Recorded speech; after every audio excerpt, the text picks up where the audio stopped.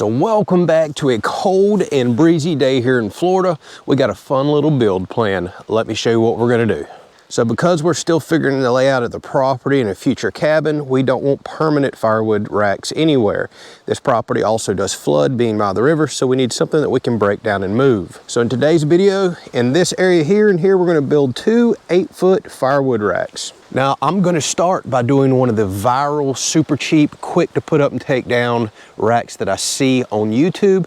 I did not invent that, by the way. Then I'm gonna do some slight modifications, show you how I'm gonna build some with some roofs, and they can come apart with just a few screws in case we need to move them, again, for any future floods or other reasons. Now, the key to this build is really quick to build this stuff, put up, and dirt cheap. So all you're gonna really need is 4 cinder blocks. These are very cheap, like $3. I went ahead and purchased 2 extra solid cinder blocks. You don't have to have those, but those are gonna be middle supports since we're building such a large firewood rack. Since we're doing 2 racks, you'll need about 6 8-foot 2x4s. You wanna get pressure treat per rack. So you'll need 12 total if you're gonna build 2 like me.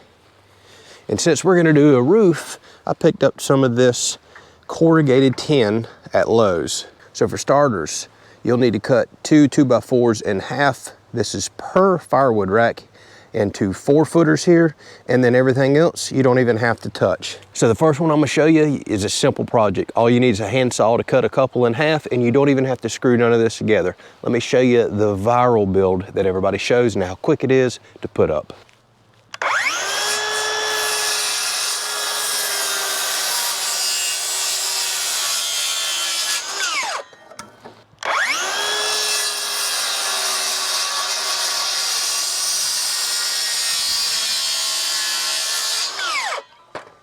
All right, I'll show you this out here in the sun so it's easy to see. So to start this, all you have to do is just have 2 very affordable cinder blocks. We're gonna get these spaced roughly 8 foot apart. We'll measure that in just a second. So now all you have to do is just bring 2 of your 8-foot 2x4s that you purchased. We'll use these as spacers. Now we'll bring these 2 2x4s that we just cut in half to 48 inches. Stick them down in these blocks.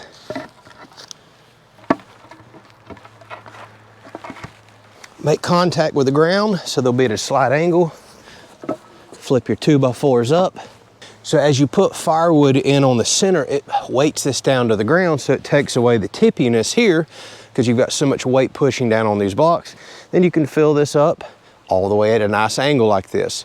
That's literally it. So for the cost of 4 2x4s, which I paid $5.89, 2 blocks, so a little over $25, you can have your wood rack that you can literally build in just a couple of minutes. And the cool thing is, you can break this down at any point in time and move it if you need to, or put it up for the summertime.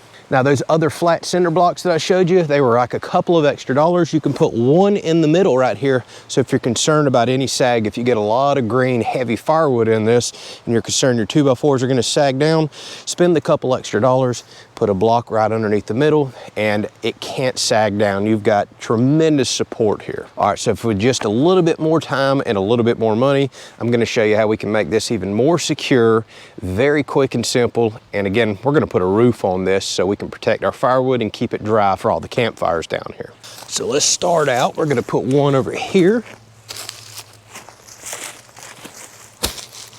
So we're on uneven ground, so we'll just find some flat spots right here. And I should also mention, you can make this as narrow wide as you want. Just cut your bottom boards and move your cinder blocks in closer. You don't necessarily have to go 8 foot wide. We'll put a couple 2x4 runners down here. We'll take these 4-foot 2x4s that we've done cut. Basically doing the same thing again. So what I'm gonna do is put these 2x4s on the outside. And this will be fine with the way that we're gonna attach them. They're not gonna fall off. And then this 2x4, instead of letting it just fold itself out and pinch against the block, I'm just gonna put it straight on the ground, flush it up with this block on the inside, and then I'm gonna screw all this together with 3-inch deck screws. I'm only gonna put 1 in right now to hold it because that'll still allow me to adjust this out because I wanna get everything nice and level. I want the tops to be the same width as the bottom. And then on this side, we're gonna do the same exact thing. All right, so now you can see what we got going on here. Instead of letting the 2x4s lean out with gravity and pinch against the block, we're gonna make it straight up and down, but we're gonna use these blocks as the weight-bearing surfaces. We don't have to dig holes in the ground. We don't have to go buy 4x4s and have heavy-duty posts. We don't even have to worry about all these screws because the weight of the firewood is gonna be on these boards pressing into the center block, which is making good contact with the ground. All right, so let's pull this out. It's just gonna be the easiest way to do it by myself. And I forgot to bring some clamps. Let's throw another 2x4 up top.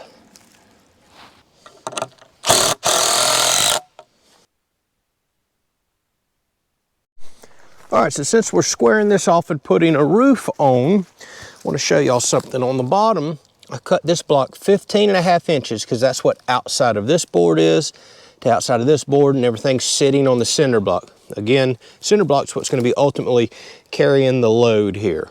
These are just for keeping the firewood falling out and supporting the roof since we've tied them together here. Now up top, I'm not going to do 15.5 inches. I've cut a board 24 inches.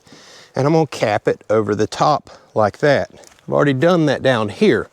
And that's because our tin is 26 inches across. So I'm gonna come in an inch on either side and give it some support. I'm gonna go ahead and put a third one across in the middle as well to support the tin, and then we're gonna attach those points. So in the future, if I ever needed to move this, because it's not gonna be as portable as the other one we built, is unload the firewood, literally come pick this up, 2 people could, out of the blocks, and then we can haul this off somewhere all as one piece. So it's still very, very portable should I need to move it.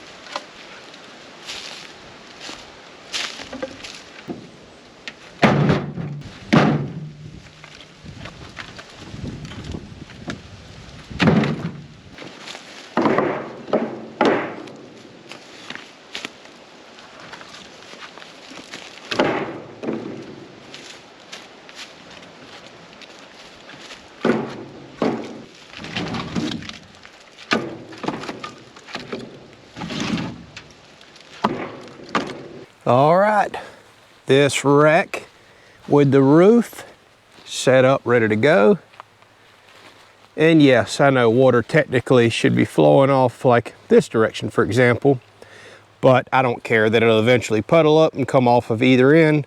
We're good to go. Just a nice, simple, cheap rack. And then rack number 2 over here, which I'm most likely gonna convert to a style like this, but I wanted to show. This is super cheap, 25 bucks, maybe a little more if you do the block in the middle, which I recommend. And you can hold even more wood because you can mount up over the top, all the way up the sides, and because they're fanned out a little, can also fit more wood. You could easily fit a third of a cord or more on a rack like that. So rack number 1, very easy, couple minutes put up. Rack number 2, a little more involved.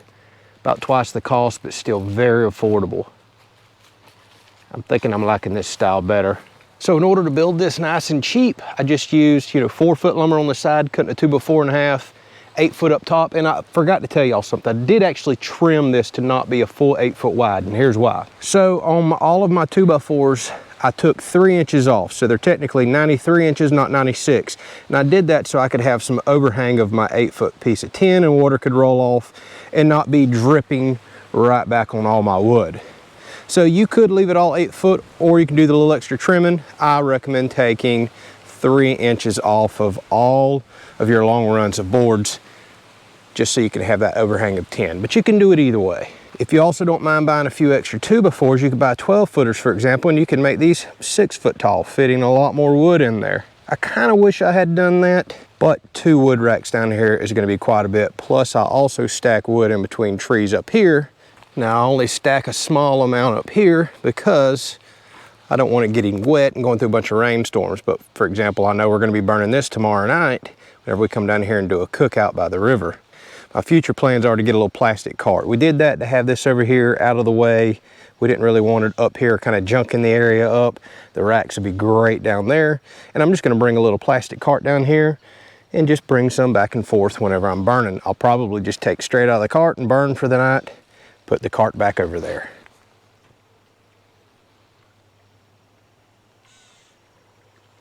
All right, y'all, thanks for watching. Hopefully you enjoyed it. We'll catch you on the next one. We're gonna come over here, split some green wood and start filling up that other rack.